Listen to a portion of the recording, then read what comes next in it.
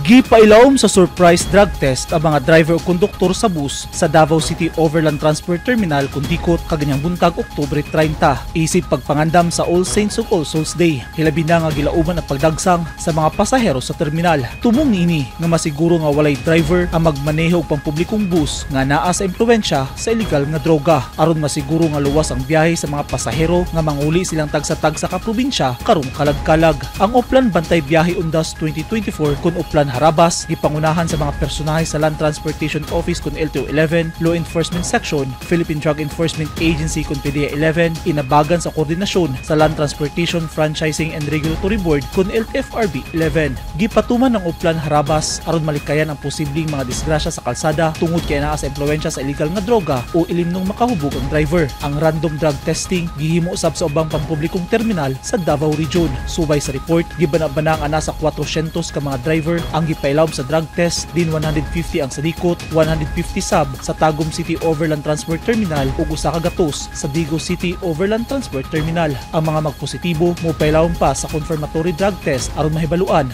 ang posibleng silot nga ipatuman. Eugene Hinutan, Newsline Philippines. Stay safe.